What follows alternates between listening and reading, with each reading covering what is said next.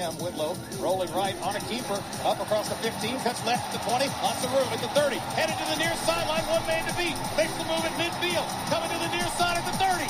He's at the 20. He's at the 10. 5. Touchdown, Kentucky. That's how we welcome everybody into another episode of Believe in Kentucky. Alongside Aaron Gershon for the Cats Pause, the man who brought us the highlight, courtesy of Tom Leach, former UK quarterback Jalen Whitlow, joined by a great guest tonight from CatsIllustrated.com, all over the Cats, football-wise, basketball-wise, friend of the podcast. Justin Rowland is here with us, man. Justin, we appreciate you hopping on with us this evening, man. Glad to have you.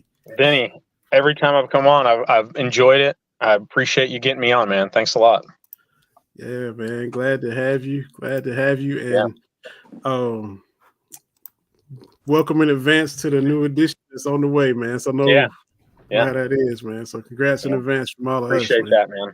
Yeah, thank you. Absolutely. Man, AG, Justin, Jay, we actually, got to start with basketball, but we got football news too, Jalen. So, but, Kentucky played a little defense last night, held a team to 63 points. What? Yeah, that was different. That was different. But yeah, look, they needed to have a performance like that. Obviously, I thought the intensity was better. I thought the energy was better. Still not perfect by any means, but 63 is the fourth lowest total they've allowed all year. So you can't complain too much with that. Nothing egregious. That was good. And on a night the offense, they shot the ball really well, but they turned it over a bunch. That's the reason they only scored 75. So to play some defense and kind of feel comfortable from middle of I would say a third of the way through the first half, you kind of knew which way the game was heading. To have that feeling again, which you haven't had much of other than the Vanderbilt game of late, was big for this team. And we'll see if it carries over. Ole Miss obviously came into this game a top 30 efficient offense, but obviously the numbers weren't as good on the road as they were at home. So we'll see if I think the Vanderbilt game proved that it was kind of more so the opponent that night than what Kentucky was doing. So we'll see if that's the same here, or if Kentucky really is up improving things defensively. But man, Auburn's a huge challenge because they're a completely different team down there on the plains than they are on the road. Obviously, they just got smacked on the road. Who was it that just smacked them? Was it Alabama? Florida, yeah. They lost to Alabama too, but yeah, Florida last weekend just annihilated them. But they're at home tonight playing South Carolina, who's obviously in first place in the league, and they're up by 13 late first half. Mm-hmm. So it's a whole different team when you go down there. Absolutely.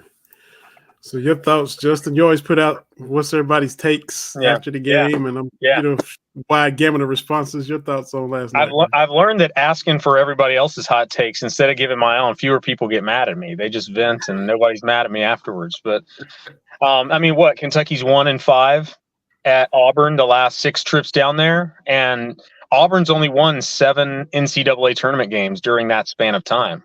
And he's elevated that program. He's done a great job, but you don't feel too good about going into that venue the way that they've been playing. But, so much of their problem has been at home. It's when I hear people say, and they're right, like, look at what ranked teams are doing on the road. Top 10 teams have a losing record against unranked teams. Oh, that's right. But none of that really applies to Kentucky's situation, right? What do you do when you're losing game after game at Rupp Arena?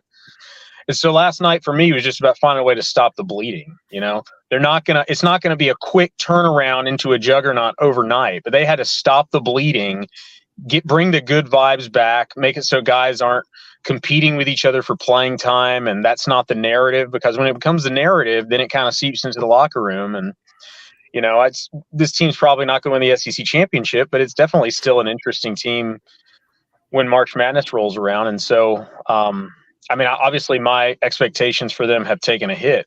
Losing 4 games at Rupp, they kind of have to. But they're still an interesting team. For sure, they're still an interesting team, and that was a good win last night. Ole Miss could have played better. They could have hit more shots, and they were fortunate they didn't. But again, it was just about stopping the bleeding, I think. Yeah, what say you, Jay? You're a QB, but you got plenty of basketball knowledge. Yeah, like you said, you got to get back in the win column. You got to get back in. The big thing is, and we all know this, but you you're nothing without confidence. I mean, you get confidence from results at the end of the day. So you have to see the results. So the fact that they saw some results and they held the team to 65 points, maybe that'll roll over. You got some tough competition ahead. So, they needed that. That was like a, adrenaline boost that they needed. So hopefully they can keep this thing rolling. Like I said, you got to, and I still think they're kind of sorting through the lineup thing. Guys injured and in and out and whatnot, but you kind of got to, within these next couple games, you kind of got to figure out, okay, who are my first 7 guys, and who are my, last 2? Because anytime you're playing more than that, then, you either have a really good team or you're getting blown out, in some of these games. So you got to figure out, who are you rolling with at the end of the day? When it's crunch time, who are you rolling with? Obviously, we know who 3 of those guys are, no doubt. But, I think there's a toss-up when it comes to a few guys. And at the end of the day, if I'm John Calipari, I'm rolling with the guys that's going to play some defense, man. At the end of the day, you have to buy into that. At the end of the day, we see what this team can do offensively. This team has multiple NBA starters type talent, on this team. But if you're not stopping people from putting the ball in the bucket, then it don't even matter. So you have to find some defense. You got to play guys that's willing to play defense. They need that. They need that guy that's, willing to have that Tyler Ulis type moment with the blood, roll. I mean, they need that. They need some grit on that side of the court. They do. If they want to go where everybody think that they can go potentially. The potential for this team is through the roof. But at the end of the day, last time I checked, it's February 13th, 14th. The clock is ticking, man. So you gotta find that real fast. So, a couple of these teams that they got coming up, you're gonna find out who's willing to, kind of knuckle up and really play some defense. At the end of the day, they're gonna make shots. They got guys who can make shots. I mean, any night Dillingham can go for 30, but you gotta be able to. Teams got to respect you when it comes to you get stops. And it's just like football, man. If you can get stops, you got a chance in every game. So we'll see. It's funny that you mentioned Tyler Ulis. All you guys probably remember, I mean, his grit, his toughness.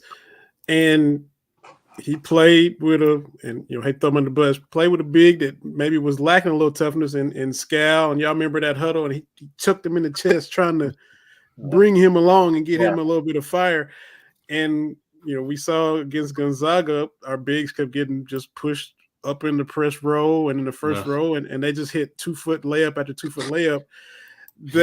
That toughness, that grit, that Liggins, that Chuck Hayes for the older fans where, no back down, not going to take any of this from you. That's what's kind of needed. And you see it, like you said, Aaron, it's not perfect what they did last night. But to hold a team to 63, your margin of error gets a whole lot bigger. You don't have to score 97 last night because you actually, they scored 63 and you could breathe. I mean, 75 is like their 4th lowest total of the year because they turned the ball over 15 times. But you can turn it over if you hold them. Turn it over if you can hold them 63 most nights. So no, you're exactly right. But I really did like what Calipari did last night, which was tighten the rotations. I think it was a long overdue kind of thing he had to do on his part. I get guys have been in and out, but Big Z, as fun as he is to watch, I think he's the most entertaining guy. Just for you never know what the hell is going to happen when he's on the court, but he can't get it done defensively. You had to phase him out. Aaron Bradshaw hadn't been getting it done defensively lately. You had to phase him out, though. I thought he had one of his better games in a while last night during his run. But the part of it that you still come away from this game with a sour taste in your mouth is I thought Trey Mitchell, the thing with Trey Mitchell is he's not a great defender, but he's going to give you all he's got. He's not going to take plays off. And obviously we all know what he could do on the offensive end. He made a pretty big impact. I mean, Chris Beard called him one of the best players in college basketball and acknowledged it wasn't because he's a stat stuffer, just because he could do the little things right. And then he leaves with that shoulder injury, and we'll see where he's at with that. But from what I'm hearing, I'm not anticipating the greatest news coming out from that. So if you're now back to without Trey Mitchell, it's going to be going back to trying to trust these 7-footers. And obviously what Ogana and Yenso did last night, and is really honestly capable of doing any night with the shot blocking, is incredible. But he also gets out of place sometimes when he goes up to block shots. He gets out of position, and that allows for some easy baskets in the paint. We all know the inefficiencies from Bradshaw and Ivisic on the defensive end. So, we'll see where this goes. But obviously last night, hopefully is a step in the right direction. Yeah. And go ahead, Justin. No, I'm just saying if Mitchell is out, that's a huge blow. I mean, he's such a good complete player. He never gets sped up. You can't speed him up. Now, part of that's he's not that fast. He's not that sudden with the ball, but he's just so deliberate and so purposeful, like where he's going with it, and his court vision, and he's just so savvy. He's such an experienced player. That's a huge blow if he's gone. And it's not the same shooting team if he's not on the floor. And that shooting team is what makes this team interesting. Now, they're still going to be explosive. There's still going to be a dynamic in the backcourt. But yeah, that if Mitchell were out, they would kind of cease to be interesting on that same level for me. But one thing I think I've underestimated year after year with Calipari is just drawing conclusions too early in the season. You see some of the teams that have made the Final Four in recent years, like you didn't see that coming if you were locked into college basketball January 15th, January 1st. There's still time for this team to make a run. And really the tournament doesn't make a whole lot of sense. You think teams are hot coming in, you think teams are cold coming in, and sometimes it just doesn't play out that way. So It's a crapshoot sport, and they got guys that can fill it up. Tournament's about making shots. So but I'll still be watching for sure. And I don't know, sometimes I think maybe the fan base frustration is when you have these pieces in place, should it still take this long to get where you think you ought to be? Are we all surprised that there's 7 losses? I think I am. With this team put together that was maybe gonna to fix all the deficiencies that we've seen the past few years. This roster is gonna do that. Yeah, we're young, but we got shooting, we got height, we got length, we got look like all the boxes checked, and then to still kind of be in scramble mode on February 14th, like Jalen said, is frustrating. It can still change, it can still flip. We've seen it before, but the fact that you still need to flip it is kind of a little surprising to me. Yeah, no, it's frustrating. And again, this is the most talented team he's had here in quite some time, and the way this season started, and it's frustrating, but they've got 7 regular season games left. They have some big challenges that'll prepare them for March. This game at Auburn starts with that. Also going down to Mississippi State. They're a totally different team at home. Going back to Tennessee, get another crack at them. And even Alabama coming in here. My God, could that be a high scoring one? So we'll see. I am still not bought in. Last night was a good step in the right direction, but I got to see it for multiple games in a row. That's the one thing they haven't done all year is put multiple games defensively together in a row. So we'll see. We'll see if tomorrow's or Saturday's the night they do it. But we'll see. We'll see. That's all I can say at this point. Yeah. I'm in show me mode too. I was talking earlier. I'm a longtime Cowboys fan. They got to show me they can get to an NFC Championship game. They got to show me they can not wet the bed against the 49ers every time they meet them in the playoffs. Same thing, with Kentucky. Kind of got to see it. You gotta show me. And I don't mean to change the subject, but what do we make of South Carolina? They're down 20. I know Auburn's coming off a loss. I know it's at Auburn, but is it just a clunker? Can South Carolina just burn the tape on this one? And are they still legit? Or they won in Knoxville. Yeah. They've whooped Kentucky. Is this just one of those nights for them or what?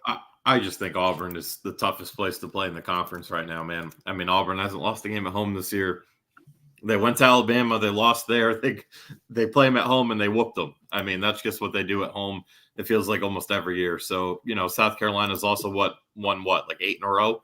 At some point you're due to lose one. They're 21-3. So they haven't lost since January 16th. So sometimes they're just due. And it looks like that's what's happening down there on the plains. But, there's still some time left too for them to turn it around. Let's see what the score is right now. It is currently it's a 19-point game, so it's probably 27-28 at the half.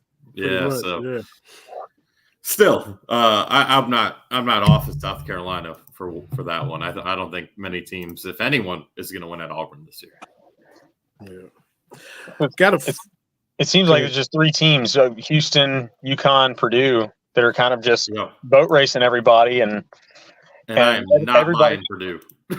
And I'm not buying Purdue either. And with Houston, I mean, I have some issues with Houston in the big picture, but I mean, that doesn't mean it's just between those three teams, but those are the three that, I'd put my money on because everybody else has been so up and down. But a lot of that's just going on the road, and that doesn't happen in the tournament. But isn't it interesting that, like, the last few years, the story has been like, why does Cal have so few players on scholarship? And you get to Arkansas, and it's like you're barely getting a team together. And then this year, it's like, oh, we've got a full team, and then we've got these 3 7-footers that we're tinkering with. It's like too many parts. Like Jalen said, you got to narrow it down for sure. And it feels like it's getting kind of late in the year for that. It seems like I think Calipari does a lot of this just kind of like ad-libbing as the season goes, more so than most coaches, because every year he's starting fresh and just has no idea when the season starts. And this year he has so many parts, which he hasn't had in recent years. And maybe he has a plan for narrowing it down, but with all the lineup combinations and how quick a hook he's got with guys, and even yesterday, it doesn't seem like there's a real plan for how you want to put lineups on the court together or situations. He's just kind of going with his gut. Yeah, I was just saying that, maybe he does have a plan. I don't know. It is, I always got to kind of come back down to earth when we talk about Kentucky basketball, because, man, it is pretty tough to, you every year. I mean, you just playing with 18-year-old kids. Yeah. And it's just, and you have so many of them. Like, everybody has 18-year-old kids, but you have your whole team essentially, are still teenagers. And that is tough, because sometimes you don't know what you have. I mean, sometimes the teenagers don't know who they are. You got 18-year-old kids, they don't even know who they are. So it takes time to kind of get those guys to gel, and it takes time sometimes to figure it out. Especially, typically it takes time on the offensive side of the ball. You can get guys to play hard and play defense and play scrappy, but for some reason this is the opposite this year, where they got scoring but they're not having defense. And we all know this, right? Defense travels. Toughness travels, right? You can, like Aaron said earlier, you can win a game with, rotating a bunch of guys, pulling guys for, not so serious reasons. You can still win if you have a team that plays team defense. If you got a team that does that, then it really don't matter. One team I love to watch is Houston. Houston plays. Houston speeds every opponent that they play up. They speed them up and get them to play their game. And that's just consistent of Houston. So will Kentucky be that? Probably not, but you have to get better on that end. But you got speed, you got length, you got a lot going your way to play good defense. So they got to figure that out, figure out what's best for them. But like I said, I think they definitely still have time to make a run. I could see them as a team that get, extremely hot in March and starts to play better defense, and they make a run for it. So I think we all can see that, though, right? That potential is there. So that's the exciting thing about it, man. I know it's frustrating for fans to see the inconsistencies, but if they ever get this thing all the way on the track, they got a couple guys on that team who can light fire in March, man. So I really believe that. So we'll see. We all hoping for that. So we'll see how this thing goes. Let's shift gears real quick while we still got Justin with us. The Bush Hamden news, I guess, became official today with him being brought in as the new OC. So how should Kentucky fans feel? Should they be encouraged? Is this the guy that's gonna plant roots, or is he? What are we gonna? Oh my gosh! Oh man! I think he will. I mean, I saw a comment on Instagram from, I don't know if it was him or somebody else. I'm old, so I don't even know how to read this stuff anymore. But something like three kids, 3 jobs, 3 years. Sound like somebody who's ready to settle down for a little bit.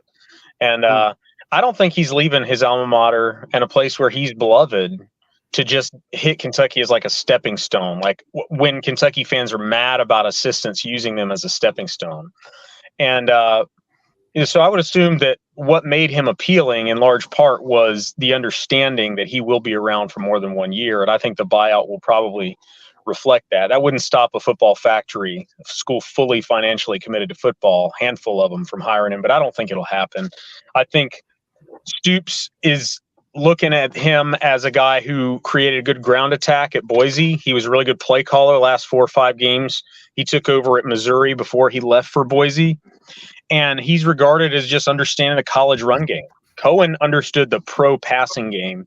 Yep. And Hamden has chops with the college run game. And that's what made Stoops successful is you get a lead and you run the ball and you end the game before the other team can come back. And they've lost that the last couple of years, chasing something else, chasing being more explosive offense.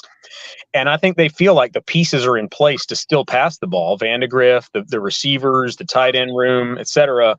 But they have to be able to run the ball with a lead in the second half. And so Hamden working in tandem with Eric Wolford, rebuilding that big blue wall, I think that's got to be priority number 1. That's probably why they hired him. Yeah, no doubt. It feels like a Mark Stoops hire. It's funny. I haven't gotten to go watch much of Boise State last year. I saw the numbers, like you said there, Justin, where they were, 6th in the country in rushing offense, 26 total. Yep. But the one clip I saw was in the Mountain West title game on 3rd and goal, them running Wildcat. I was like, okay, yeah, that makes a lot of sense. But sold. That's a Kentucky hire. But no, I do think – I really like this tree he comes from, right? Chris Peterson, Steve Sarkisian with for a year, right? And with the Falcons, obviously, even Eli Drinkwitz did some pretty good things, or at least giving away play calling. They ran some pretty good stuff those last 3 games he was there, and then this past year. So I think the pedigree's there. I think the resume is obviously there, and Justin would be able to speak more on it, but from what I've seen recruiting wise, guys like Dominic Lovett's a pretty big name who's in there. So it seems like St. Louis is an area Kentucky's been in a little bit more lately. He's got a lot of recruiting ties there, so we'll see what he is on the recruiting trail. But I just think it's really important for this to be a hire that you can finally start to build some continuity.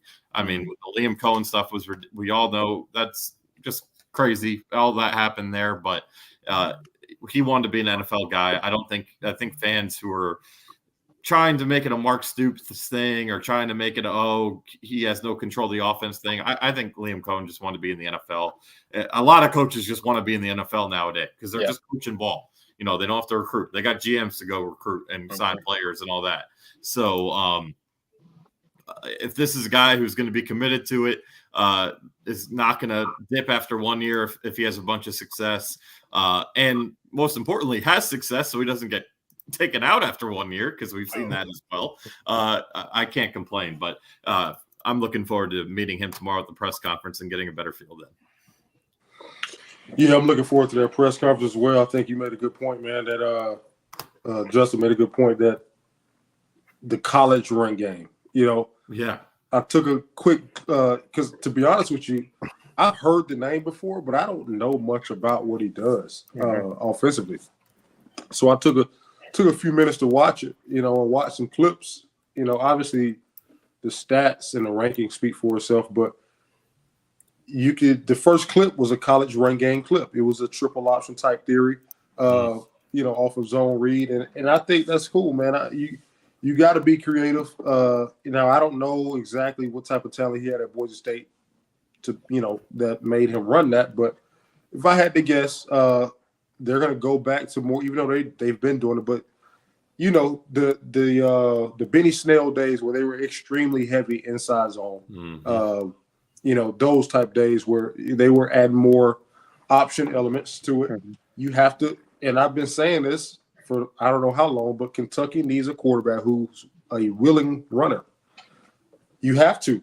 At the end of the day, when you play against the Georgias, you're not the most talented team on the field. you have to have an extra element. You got to have a quarterback who's willing to make it 11 on 11. If not, it's always 10 on 11. When your quarterback is under center, he's turning around, turning his back to the defense, it's 10 on 11, right? That's NFL football. You could get away with that at the NFL because it's a different game. In college, you're dealing with a larger gap when it comes to talent. From the Alabamas and Georgias and LSUs are up here, and the Texas and those schools are up here. Everybody else needs to find an edge somewhere else. And in my opinion, on offense, one way you do that is you have to have your quarterback. He don't have to run the ball 15 times a game, but he has to be a guy who can run the football. He has to be a guy who can equate numbers. It has to be 11 on 11. If not, then you're counting on your offensive line being just as good or better than Georgia's defensive line. And let's call a spade a spade. That's rarely going to happen with Georgia now. Georgia is on another level right now. So how can I still have a chance to win a game? Great defense, what we just talked about with basketball, right? Having a tough culture, which they usually have at Kentucky in football, and a quarterback who, he can make you pay for 12 yards every now and then if you decide to let him. So, I think that's going to be key. So I like what I saw in the run game. Obviously, run game was ranked, 6th in the country or whatever. That's really, really good. So let's see if he can bring that over. But how do you tie that? Because we all know the receiver room is you got egos in that receiver room now, everywhere you go. So how do you tie it together to make sure that those guys are getting their touches as well? That's always the challenge when you're dealing with high caliber athletes, because at the end of the day, it's not a bad thing. They know who they are, right? And they know they're talented. They need the ball to help the team. So how do you tie that in with what you're doing on offense and kind of make it connect? And I think that's one thing that Stoops liked about Cohen, and coming from that tree, was they were extremely good at tying the run game to the pass game to make it look very, very similar. That's why the play action game usually was successful. So we'll see how it goes. I'm excited to see how it goes. I'm excited to listen to the press conference and hopefully see some exciting offensive football, man. Hopefully they're snapping the ball with more than 5 seconds before the play clock. Oh man, real quick. Go ahead, Justin. I did want to say before I go, that's good stuff, man. I think Brock is going to play faster than Devin. I think a lot of that is on Devin, frankly. I mean, Jalen, you'd be able to speak to this more than anybody here, but my understanding was a lot of them going slow is just Devin wasn't processing, communicating as quickly as he needed to. And a lot of people assume, what are the coaches doing? What are the coaches doing? But the quarterback's got to be able to go fast himself. And I think some people are going to look at this higher and they're going to be like, well, it's a little underwhelming compared to Liam, because everybody in the NFL was interviewing Liam and he was paid $1.7 million a year. But I mean, it's kind of transactional. Kentucky gave Liam they gave him $3 million over 2 stints, and he helped him get a 10-win season, and he brought in Will Levis, Devin Leary, Cutter Boley, and Stone Sanders. So if you think about it like that, it's not a bad $3 million they spent on Cohen. And maybe he's this setup guy for Hamden who turns it into an actual successful operation. And I like what Hamden has done quietly. People in Missouri liked him. They didn't know why Drinkwitz didn't hire him as a full-time OC after his experiment. And Drinkwitz is a weird guy. So maybe he was just being quirky. And he did a good job at Boise. So if you want a guy multiple years, you're not paying for the flashy NFL offense. We're going to go get a bunch of 4-star quarterbacks. Now you've got those players. You have to have the college OC who can just get the nuts and the bolts right and turn it into a successful operation. And I think it's a good hire in that light. I like the sound of that. One quick thing I got to ask you too, just a recruiting question, Justin. And I texted you a few months ago about this. This kid was in Louisville at Kentucky Country Day. Actually had his dad reach out to me. It was Cam Edwards. He committed now to Western Illinois. I know that's fighting words to you, Jalen, since you went to Eastern, not you left Kentucky. But he committed to Western Illinois. But he would send clips and things of that nature. And at the time, an OC that was in College Station who's now in Fayetteville, was also following this kid on Twitter, and he had been to Louisville and been to Indiana, and so I just asked the dad. I said, "Are you like wanting your kid to be on Kentucky's radar?" And he kind of was, and so to potential parents that maybe you got a kid that's a legit college athlete, and they would like to be on a school's radar and aren't, or any suggestions for that, or do you have? Is there? Go camp over the summer. That's the best thing to do. Just go to a camp. I would say go to the weekday camp. The weekend camps, you're going to get a bunch of bus loads of kids from Detroit and South Florida and Atlanta, and you're gonna be overwhelmed by numbers. You go to those weekday camps, a lot of kids from Kentucky. If you're thinking my kid should be on Kentucky's radar, he's probably going to be one of the better guys there anyways. And not only will they watch him and work with him, be the first guy at the front of the line every rep, they go back and they look at the tape and they'll talk about it, and they will find guys. I mean, they after camps during these summers, I mean, they're offering 27 kids from cities you've never heard of. So that's the way to do it. Get FaceTime in front of them. Let them learn your name. Don't spam them with direct messages in their inbox, because if they were like me, I wouldn't read any of that stuff. But yeah, just get in person and work out for them. Good stuff, man. Good stuff. Yeah. So I was, I hadn't had a parent of a recruit reach out to me just because I'm doing, podcasts and stuff. So that's why I texted you when I did. I knew I'd ask you when you came, but appreciate you, man, taking the time and amongst everything going on and the busy, hectic times that's going on with the family, man. Yeah. Appreciate all the content at Cats Illustrated. Anything, what's coming down the pipe? I mean, you got the Auburn game, and what y'all got cranking out content? We've had a lot of meltdowns lately. If you want meltdowns on the message boards, this Auburn game could be a big day for meltdowns on message boards. So I mean, we'll see what the Cats do. But yeah, talking basketball, and then we're going to crank up into spring practice. Hamden's going to get started right away, and that's what we're doing. Vinny, I appreciate it, and Jalen, Aaron, good to talk to you guys. Have a good rest of the night. All right. Appreciate it, man. Appreciate you hopping on, man. Right. Thanks, guys. Appreciate you. Have a good one. Yes, sir. You too. Justin Rowland, Cats Illustrated, doing his thing, covering the basketball and the football. Got a couple comments too. Appreciate y'all. Been up a few minutes ago. Let's see about Liam Cohen. I think Jeff Underwood. I'm glad we got rid of the part-time coach. I really like Cohen, but dag on, he couldn't make up his mind. Look, it was I get why the fans were frustrated, man. I go back to it. I just think he wanted to be in the NFL the whole time. I watched a little bit of his introductory press conference with the Bucs, and the vibe I got was that he kind of took that Rams job last year because he was trying to do a favor for Sean McVay, who obviously gave him his first opportunity in the NFL. They were close friends, and that thing didn't go well. He didn't call the offense, and he wanted to be an NFL play caller, but he wasn't going to have that opportunity. He decided to go back to Kentucky to continue calling plays, and for a lack of better words, he kind of used the opportunity at Kentucky to get back into the NFL and call plays there. So look, it's a crappy thing. It's a sleazy thing, but that's what coaching is, man. Especially now, these coaches are just going to want to be in the NFL. They're going to want to coach ball. And, that's kind of what happened. Absolutely. We got to talk about our partnership, our sponsor. We got the Autograph app. Had mentioned that as well.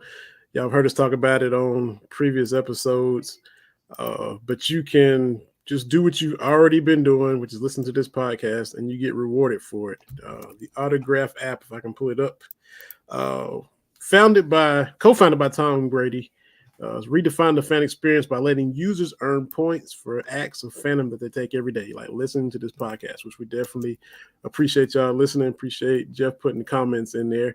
The Autograph Fandom app gives you access to all your favorite Kentucky content in one place and offers rewards like tickets, exclusive merchandise, and more.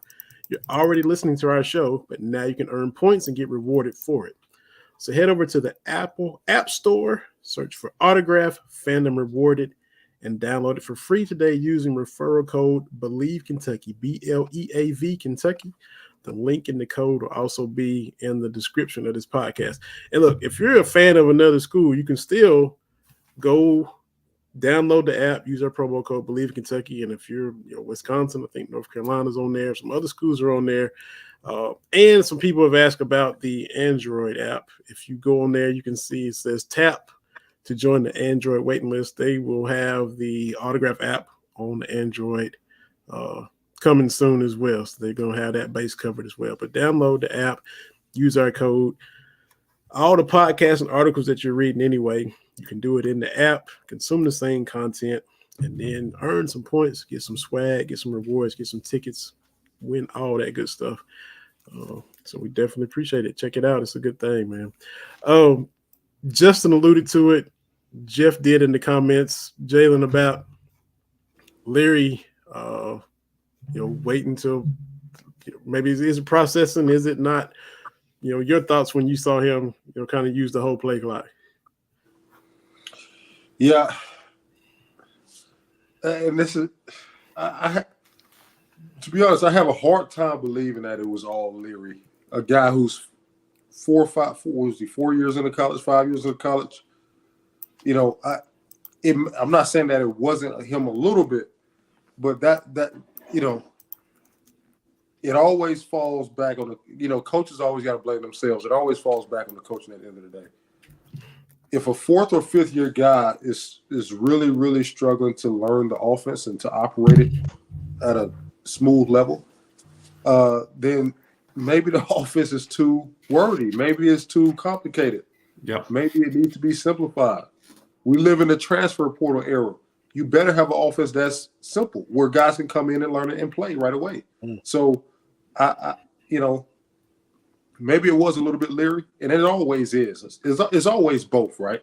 A little bit of both. So, but at the end of the day, you got to figure out a way to simplify things. You got to make it, easy to learn. Like I said, you got guys transferring in, a couple months before the season starts. They need to be able to learn the offense and go in and plug and play right now. So if the offense is, if you're reading, the thesaurus in the huddle, that's an issue, man. Like I've never understood that. Like I've never understood why do we have 15, 16 word plays in the huddle? It's easy to make a long play one word. We had a play last year called Roscoe for Roscoe Dash and Luda for Ludacris. Lil Baby and Future. Right? That's how these kids learn nowadays. Make it simplified for them. Like it really is. Like, I mean, and we have much more than that, but like you word associated with the original concept. For instance, one of the original concepts may be called I don't know. I'm trying not to give up too much, but one it may be, you maybe have something that's a zone play, and some people may call it zone play Yankee. Well, you may have a play this game. We're gonna one word this call, and we're gonna package Yankee with a route concept. So we'll just call it Jeter. We'll call it Jeter to the right, or A-Rod to the right, and whoever else you want to grab from the Yankees to the left. So that's the concept for that week. And that's easy to do. Like, these coaches are extremely intelligent. Like, Liam Cohen is an intelligent guy. He's a smart guy. So why not do that? I always think it comes back to sometimes it's ego. You want to feel like it's complicated. Like, again, and I've fallen into that category before too, as a coach, where you want to do things a certain way. You want to do it your way. But that's not always the best way. You got to get the best idea, the best way done. And the best way that these kids learn nowadays is things that are simple and concise. They watch TikTok videos all day. They watch, Instagram clips all day. Make it short and concise. Stop having 20-word plays for college kids. They have school. You can do that in the NFL because you can have 30-word plays because these guys do this all day from 6:30 a.m. till 5 p.m. or whatever. This is what they do all day. So you can do that, but you can't do that with college kids. And I don't understand it. Some coaches get away with it, and they are still successful. So I'm not saying that. But at the end of the day, if you have a quarterback that's struggling, which if this was the case, I'm not sure that this was the case. But if this was the case, there are ways to make it simple. There are ways to simplify it. There are ways to package 3 plays because that's what they do. They'll have 3 different plays they'll call the huddle sometimes. Most time 2, sometimes 1, but a lot of times when they want to package plays, it'll be 2 or 3 plays. Okay, one of those plays may be 7 words, but the next play, I'm going to make sure that next play is a 1-word call. So we want to kill a play at the line of scrimmage. So you hear those guys saying Omaha, Omaha, kill, kill, kill. They call the next play. That next play needs to be something that's like real relatable to those kids. It's short and concise. They shouldn't have to think through another, 8-word play call. Like, I just don't agree with that, man. It's the stupidest thing in sports to me. I really do believe that. Like, the name of the game is to play fast, to hit the other guy in the mouth before he can hit you in the mouth. Wouldn't you want guys to think faster, process faster? So I just don't, that's just my, kind of 2 cents about that. I don't agree with it, especially in college. So hopefully Hamden can find a way to get these guys to play faster. Nobody wants to watch paint dry, man. Stoops got tired of watching it.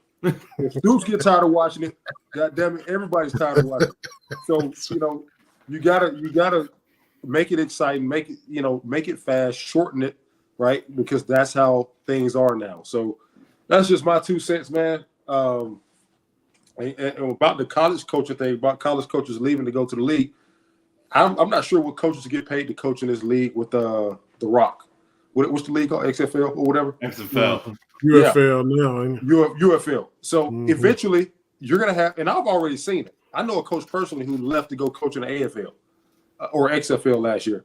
You're going to see these coaches leaving to go coach in that league, even though they may get paid less, but the lifestyle is so much better because you don't have to, recruit nonstop year round. So I think college football is going to eventually come to a point to where I was talking about this with another coach. They're going to eventually come to a point where they have GMs.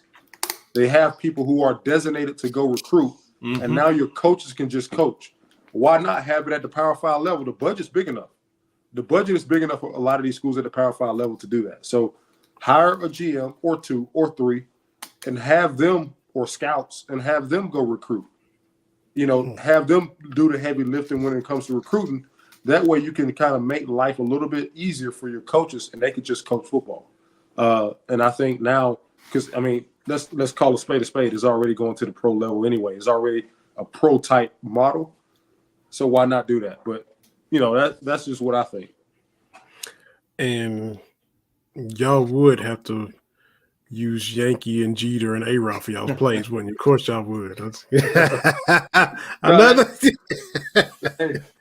Whatever works. Yeah, I know it. I was like, man, look at that Aaron just loving this. Yeah, Jeter and Yogi Berra to the right and whatever. we can use Braves. We can Chipper and whoever else wants to do. Yeah, I was just had to throw it out there. Well, Super Bowl, man. Niners got their hearts ripped out again by Mahomes. Yeah, that's what it does. And I was, no dog in the fight, but like, look, y'all had a 10-point lead 4 years ago with like 5 minutes left. This 10-point lead in the second quarter, that's not anywhere near enough of a cushion. And got it to overtime and did them again. Yeah, Mahomes is just unbelievable, man. That guy is something else, and I could not believe the Niners took the ball. And then I believed it when I heard they didn't know the rules after the game, which is that to me is just insane. How do you not know the rules? Like, literally, they didn't know the rules of overtime and decided to do something that hurt them because of it. So, that side of it stunk. But look, it was a game that I thought was kind of a snoozer for 3 quarters, and then it picked up and it became this all-time classic the last 30 minutes. So, but Patrick Mahomes is just greatness, man. As soon as he got the ball with a chance to tie it, I thought they were going to win it.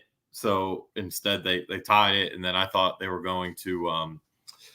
And then as soon as they got the ball in overtime, just a 3-point game, you knew that Mahomes was driving them down the field and winning that thing. So just so impressive what Patrick Mahomes has done. That's a dynasty, obviously, now in Kansas City. And this was like like everyone kept saying, it felt like the best chance to get to the Chiefs, right? I just think it's going to get even harder from here.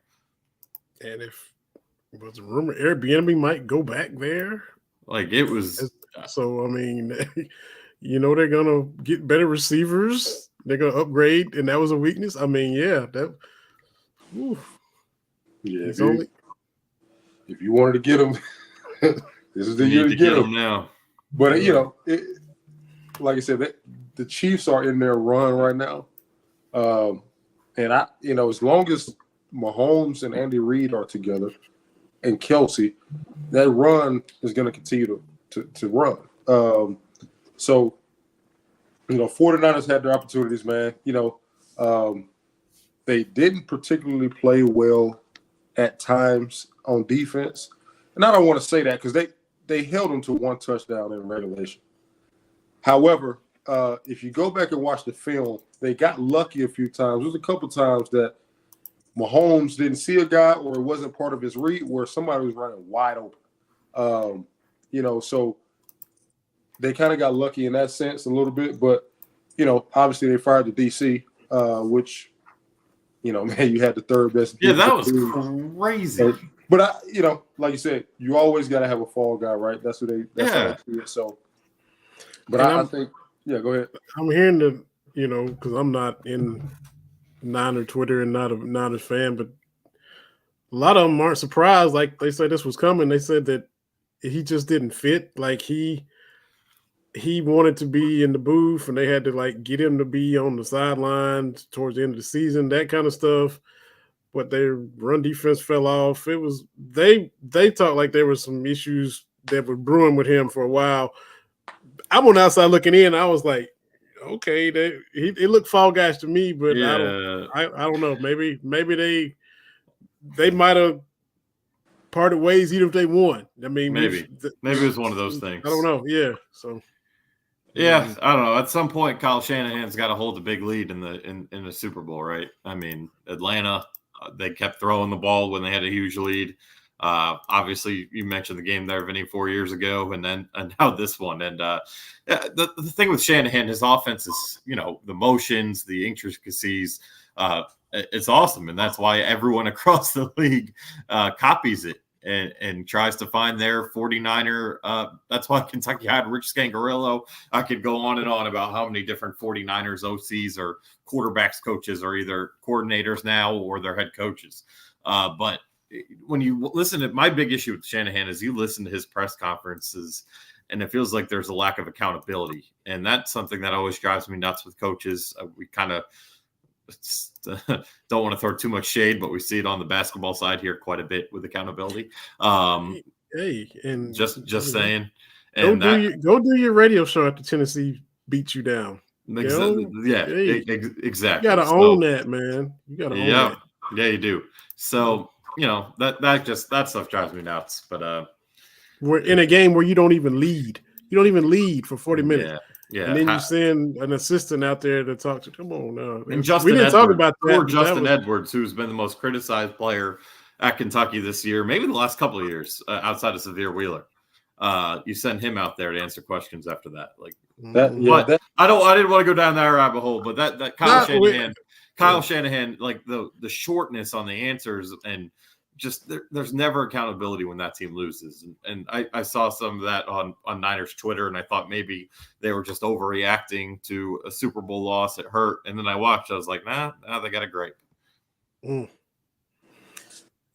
but we didn't talk about it because this, they beat Vanderbilt after that. But yeah, but look, I know they're 18 years old, Jalen, like you said, and look, Justin Edwards is a perfect example. Every blue chip freshman doesn't come in and hit the ground hooping. Everybody develops and clicks at different rates. Anthony Davis did it from day one to the day they cut down the nets. Everybody ain't gonna do that. Justin Edwards wasn't confident. He was, trying to find himself. Now you see him like he's kind of relaxing now and can breathe and I know I can do this, and he's starting to get some results. But we talking about losing 3 games in a row at Rupp that's never happened before. Like, that didn't even happen during the COVID year. that didn't even happen with Billy Gillespie when they was losing to Gardner-Webb and VMI and Houston and San Diego, not San Diego State, San Diego. He was there 2 years and he never lost 3 in a row. So that was, and this is a team that has a lot of pieces and a lot of talent. And it's just how we. So yeah, I'm not trying to be too hard, and I'm not being hard on the players. Yeah, and do your radio show. We all got to get up and go to work in the morning. We don't want to, but we gonna do it. You just gotta go talk to the fans for 15 minutes. You lost the game, got beat down. Go say what you got to say. Tom Leach been on this podcast. He ain't asking you no hard questions. No. You can get through 20 minutes on the radio and get some balls thrown at you and sign some autographs and throw them back to the kids that waited after you got your brains beat by Tennessee to get your autograph. If they wouldn't, nobody was waiting for an assistant coach after that. And you talk about being accountable, and you're the one to say, this is Kentucky. I can't hide you here. Kentucky's not for everybody. That's what you tell the recruits coming in. No. But then go face the music when you have a humiliating loss. That's all I'm saying. That's it. Dito, man. That's you can't help but to lose some respect for a guy who shows up when he wins and don't show up when he loses. At the end of the day, like I said, you always gotta, even if you fake it, you gotta show up and say, yeah, we gotta do a better job as coaches. Right. We got out coached something. No doubt. Yeah, you got to do that. I just no doubt. Like you said, that's kind of like coaches etiquette. It's day one coaches etiquette. You get paid like a big boy. Then you got to do the big boy stuff, man. Mm-hmm. So I don't know. Maybe I don't know, but yeah. And even last night, my bad. Even last night, Aaron. It's late. It's 11:30. Do I gotta go do this radio? You gotta do radio.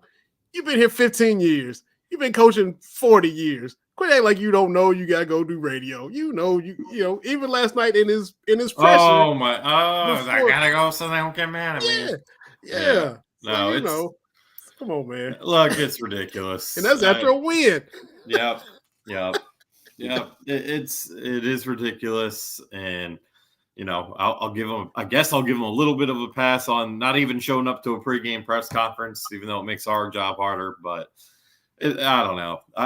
That to me, just coaches who like the thing with Mark Stoops, you can get mad at him for running a offense that goes at a snail's pace. You can get mad at him for being too conservative at times. You could get mad at him for whatever. But that guy's accountable when he's in front of a mic. He shows up every time. He says what's on his mind. He probably doesn't want to be anywhere near us in that room.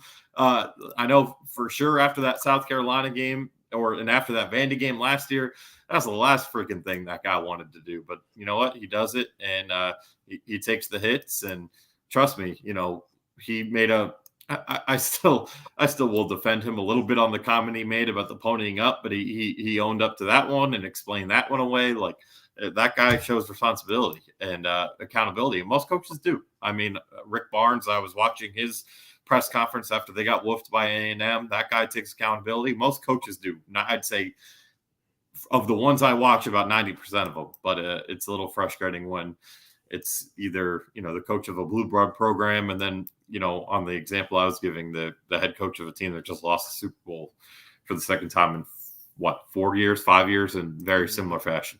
You got to do that, man. And like you said, you're at a blue blood program and you get paid like such. You got to do that. That's just. I would assume that his players lose a little respect for him when they find that out too. I mean, we always knew that Stoops was, solid, still 10 toes down, and he was who he was. I mean, 2013, there was a lot, out of the 12 post-game press conferences, 10 of them he didn't want to be at. So, no doubt. He always showed up, though, and he was always honest with the players. I respect him for that, man. You got to. But the Calipari not showing up today, I don't know, man. Is he having flashbacks of Cheney? I don't know. Oh, that video's floating around. That's hey, funny. that's the first time I've ever seen that video. I don't know how that video evaded me, man. That's the first time I ever seen that. Yeah, and man, that is very captivating. It's hilarious too. See, so I'm the old head on here. So at that point, Cheney's the bigger name coach. Calipari is still up and coming. He's only 34, 35 years old at this time.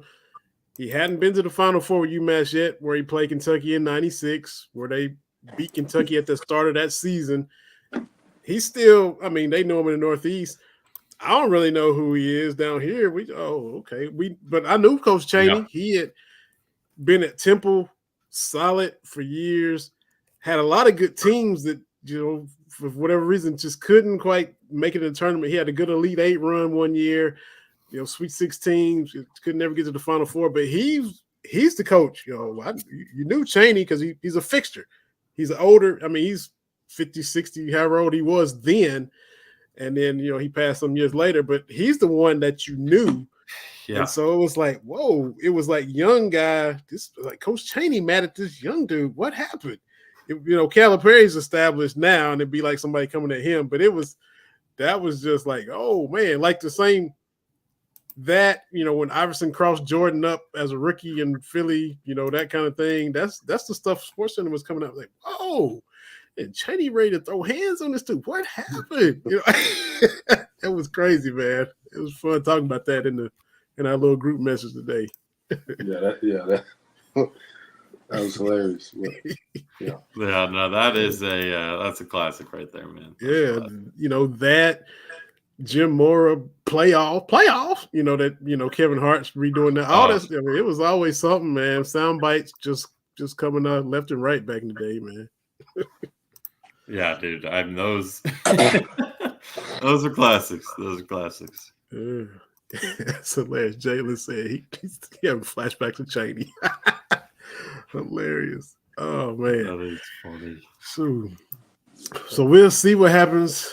At least Kentucky won't be facing Auburn after a loss. So they got that going for them tonight with their beat down with South Carolina. Still gonna be tough as we knew when they've lost 2 games at home the last 3 years, man. 2 games at home. So that's gonna be tough. And we knew, we talked about it last week. Hey, nice to beat Vanderbilt by 30, but the schedule's gonna toughen up again, and can't let that be fool's gold and thinking that everything is corrected and go out and lose to Gonzaga. And glad you beat Ole Miss, but you still got some tough ones coming up. It's all about how you're gonna handle it. At Auburn, at Tennessee, Alabama at home, and don't be tripping when you go to start one Baton Rouge. You better go and show up to play down there too, because they'll up and beat you. Yep, no, especially Mississippi State, man. They're a good team. Mm-hmm. They're a good team. So look, these last 7 games they've got outside of Arkansas and Vanderbilt.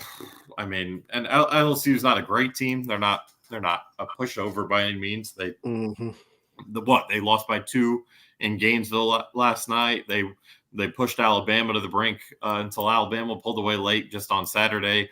So they're not an easy game. I mean, look, the SEC is a beast. I mean, Kentucky is a really good team, but they're in 6th and probably going to finish around that. And I think they're better than like a 6th place team, but that's how good this conference is. But, when you put yourself in Kentucky's at this point, I would say, unless something really gets out of hand, is safely into the tournament. But if you want to work your way, keep yourself at that 6th line, work your way up, maybe a line or 2, you got to pull off some upsets here. You got to go ahead and try to get this one on Saturday. And if you get this one on Saturday, my God, the conversation about this team and the mood about this team, the vibe, whatever word you want to use, would be completely different. Completely, it would change everything. No doubt. So we'll be back to talk about all that. We'll be back next week. If we got emergency stuff popping off, we'll pop on here and talk about it then. But Aaron Gershon at the Cat's Paws, man. Appreciate all the content. Looking forward to the Bush Hamden presser tomorrow to see what he's got to say. And he's officially in Lexington now, so all eyes will be on that as we wait for the basketball game Saturday. Shout out to Kentucky softball after the quick 4-1 start out of the gate. They didn't even know they was going to be playing Stanford out there and beat them twice, and they're top 5 in the country. We had Coach Lawson on here. It was fun to chop it up with her. It was the night of the Florida game, but had a fun conversation with her. If y'all hadn't listened to it, go back and listen to that. And look, man, it's baseball coming around the corner too. Softball's off to a good start. So just, keep your eyes on all the big blue sports, man. It's a lot of good stuff. Even if the basketball's frustrating, well, hey, go check out softball. It's that time of year, man. So spring is coming, and we'll be back next week, man. Appreciate you, Jalen. Appreciate you, Aaron. Thanks again to Justin Rowland. Y'all check us out where you get your podcasts. Watch us live or listen wherever you want to. Subscribe. We'd appreciate it all. And we'll be back next week for another episode of Believe in Kentucky. We'll catch y'all then.